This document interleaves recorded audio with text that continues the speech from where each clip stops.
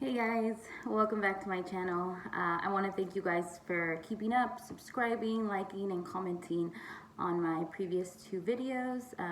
This is kind of a follow-up on the last video that I posted about my PCOS, getting pregnant, and how I unfortunately did miscarry that pregnancy. I said I was going to do a video going more into detail on that, so this is it. So back in January 2017 was when I found out that I was pregnant, that we indeed did conceive on the Clomid medication that we tried. It was our cycle 1 round, and we got pregnant. A couple of weeks later, after we found out that I was pregnant, we did go into the doctor just to make sure that everything was progressing well. At 5 weeks, they told me that during my ultrasound, they only saw a sac. They didn't see anything in the sac, which was pretty normal at 5 weeks because it's super early. They told me that I would be following up with them soon. In the 5 weeks and about the 6.5 week mark, I felt wrong. I felt something was wrong, and I don't know if it was just me being a worry worm or something, but I just felt that I needed to be checked out and seen. So I told my husband that I wanted to go to the hospital just to make sure that everything was progressing correctly. They drew my labs at the hospital, and they told me that based on the time frame that I was giving them, how far along I was pregnant, my HCG levels were not matching that most likely I was miscarrying, and it would be like a 2.5, maybe 3 week process. So we were there in the emergency room, just kind of devastated, really upset about the news we had just heard. And I was to follow up with my OB the following week, maybe a couple of days later, just to verify. I think I was a little bit in denial at this point, but I think we both knew that things weren't progressing the way they were supposed to. So I went into my doctor. They brought in the ultrasound machine, and they looked, and she said, you know, Crystal, there's nothing there.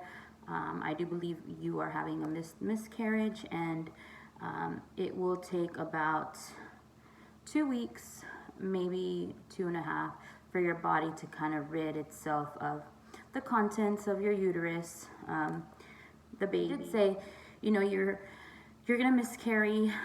We'll follow up in 2 weeks, and then we'll see how things are.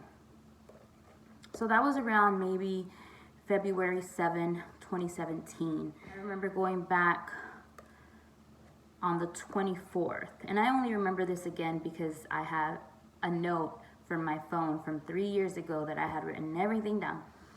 And we went back on the 24th, and she said, okay, how are things progressing? Did you have a period? Because that's basically what it is when you're miscarrying, a really heavy period, maybe more stronger cramps. I said, no, nothing has happened. She did a pelvic exam, and she said, okay, I do see that, you know, everything is still in there. There is 2 options. You can take what we call misoprostol, and these are pills that you would insert vaginally to have your uterus contract, to have your cervix contract, all of the stuff to kind of come down and come out, right? Then she said, or we can do what's called a D&C. It's a minor surgery procedure where you are put to sleep. We do take you to the OR, and we kind of do it ourselves. We go in there and we kind of scoop everything out just to make sure that everything is out of there. There's no tissue, anything like that. Up to this point, I had never had surgery in my life for anything. So one, I was terrified at the thought of going under, having surgery, no matter how minor they said it was. And then 2, I was still trying to process the whole miscarriage thing, and then to think about surgery. So obviously I went with the less invasive thing, which was the pills. We went home that night. I picked up the pills at the pharmacy, and the instructions were to insert them probably super early in the morning, maybe 3, 4 in the morning. That way, during the day, the progression would be that, you know, I would start getting rid of the contents of my body. That's what I did. I woke up that morning like around 4 in the morning, and I inserted the pills vaginally. I can't remember if it was you put 2 pills in first, and then after a couple of hours I believe I had to insert the other two, and it was just to kind of keep the cervix contracting. 2017, I did not know what contractions felt like. I did not know what labor felt like because I had never given birth to a baby. Now that I know what that feels like because I have my son, I want to say that back then I was actively contracting and possibly pretty sure in minor labor because the pain was so bad for me. I know everybody has a different pain tolerance, but for me, I remember the doctor saying, you're gonna have some cramping. If it's painful, you can take ibuprofen or Tylenol over the counter, whichever one you prefer. And I was prepared because I like to think that I have a high pain tolerance, but when it came to that, I did not. I remember having some pills left over, some hydrocodone left over from something previously a long time ago, and I wasn't expecting to take those, but the process started, and God, I was hurting so bad. I told my husband, go get me my other pills, my stronger pills. I need something stronger because this is so painful. And it did. The process did start. I started bleeding very heavily. I know this may be TMI for some people. I'm sorry, but it's just what I did go through. I started bleeding very heavily, and I was just in pain, a lot of pain. And I remember telling my husband, I need another pill, give me another pill. And he was like, babe, you can only take it, every 4 to 6 hours. And I said, give me something in between because I was in so much pain. Now looking back at it, my body was doing the same thing that your body does when you're going into labor.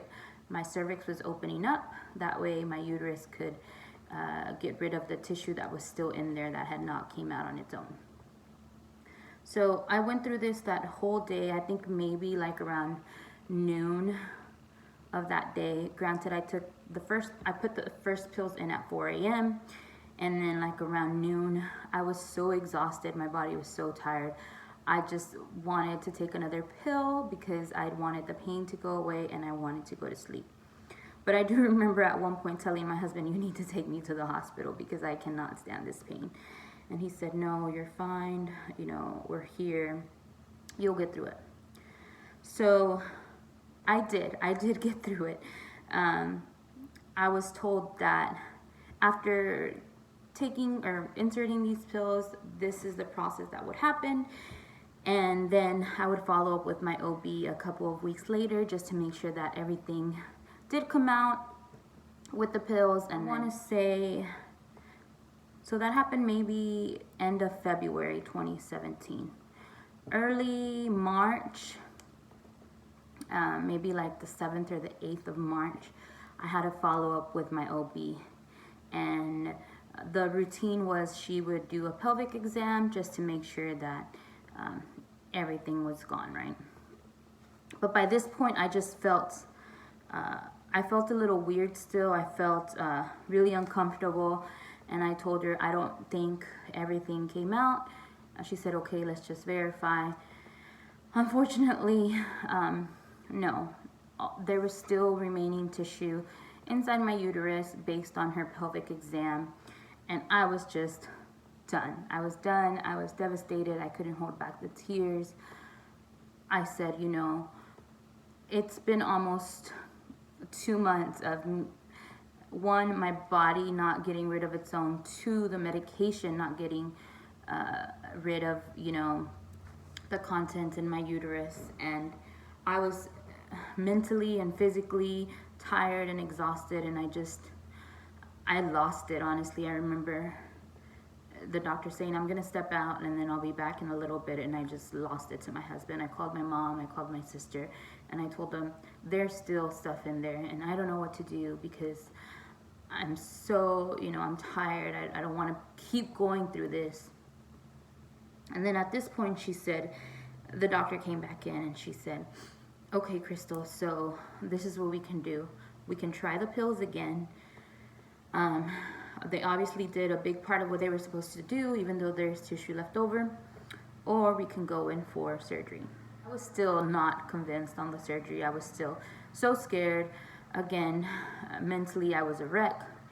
I was just like, how can this be happening? You know, God, I just want this to be over. I just want it to be over. I'm sure my husband was just over it himself.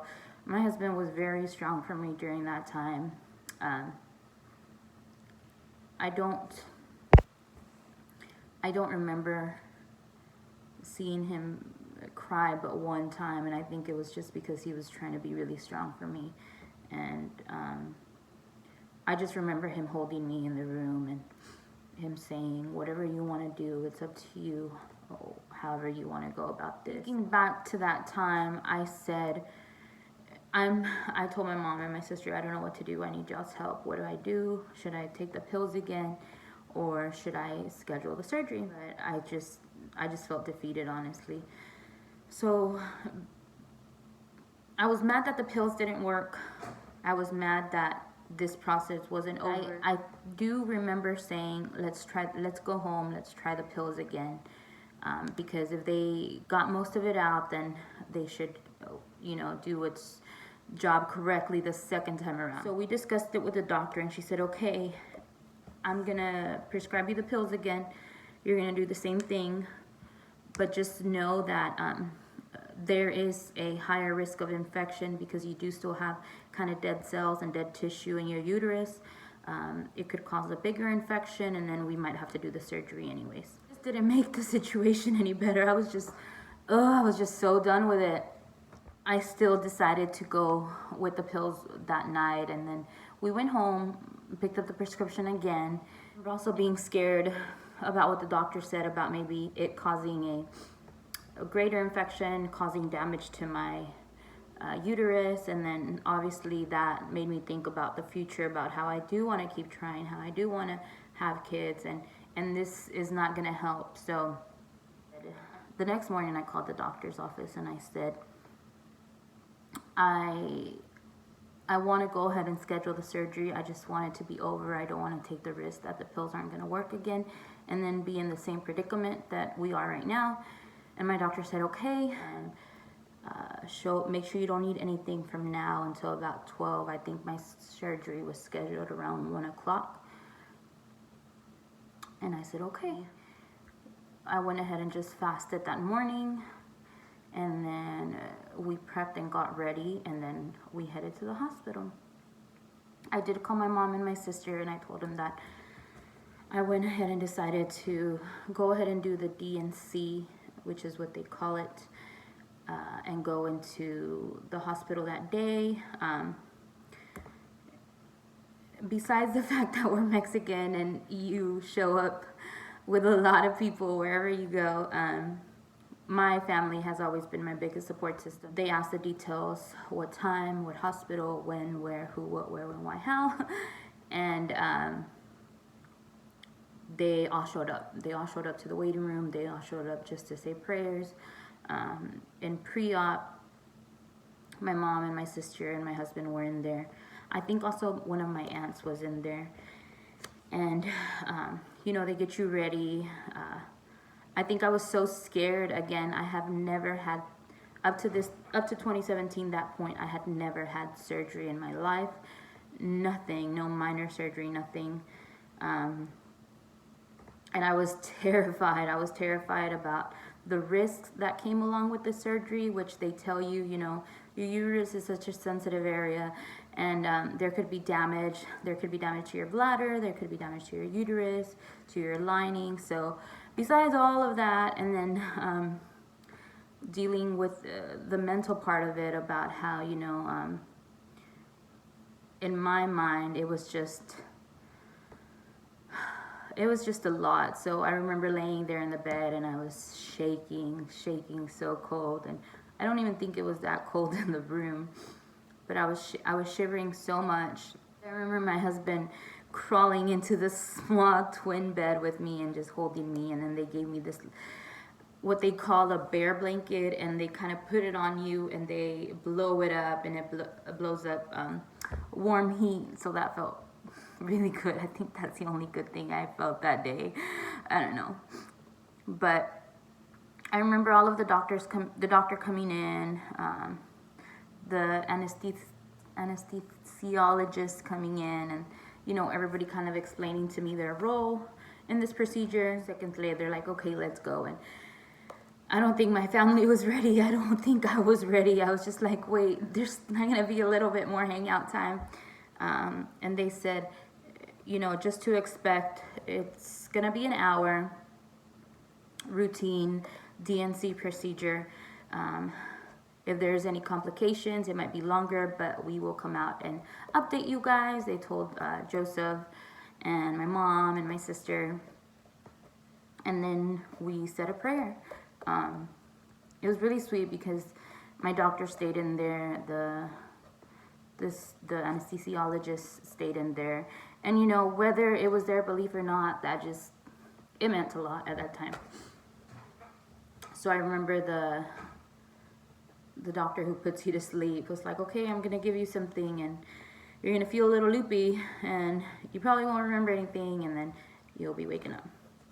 So they kind of wheeled me out of the pre-op room, and I remember kind of looking back, back and then to the side, because that's where my husband and my mom were standing, and I just remember crying and seeing a scared look on their face. And again, any surgery is scary, any surgery is risky, and I think everybody was just a little scared for me, as was I, big time.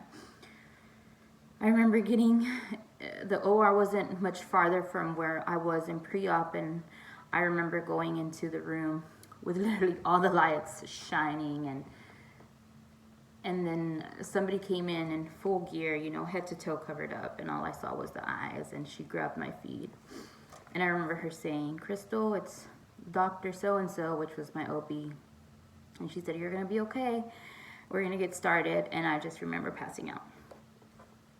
After that, I don't obviously remember much. I was asleep in the OR, but I remember being woken up and told that everything went well, everything out, you won't have to go through this again.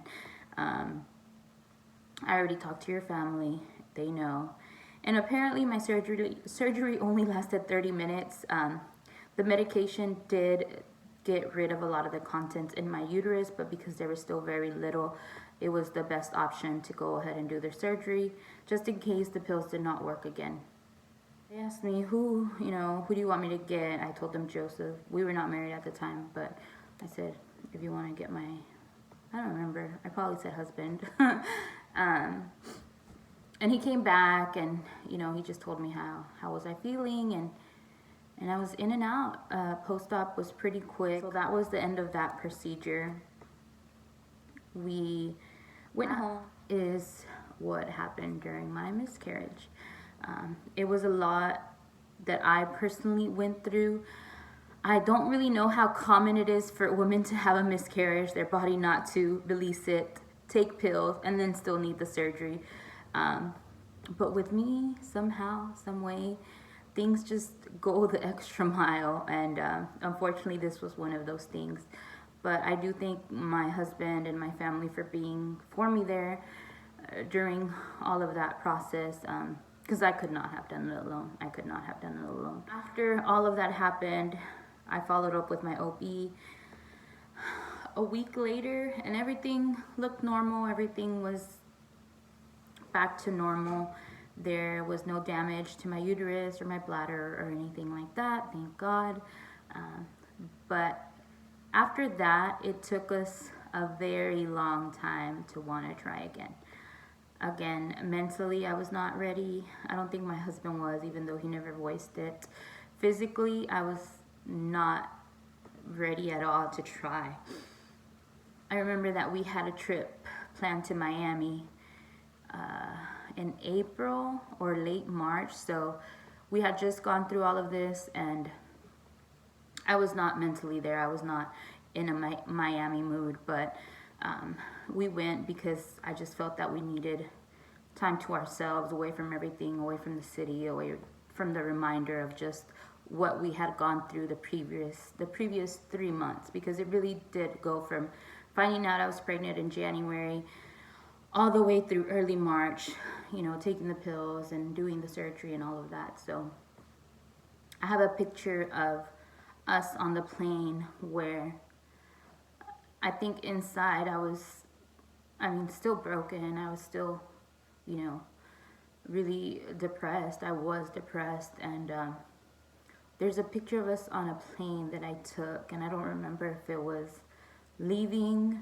Austin or coming back to Austin from Miami. And it's the sweetest picture to me because it just reminds me of how sad I was during that time and just how supportive my husband was. I do just want to say thanks again for watching my video, guys. I hope that it was maybe somewhat informative. If anybody has questions or just wants to comment anything, if you've been through the same thing, if you're going through the same thing and you don't feel like you're gonna make it, you will. It will take some time, but you will.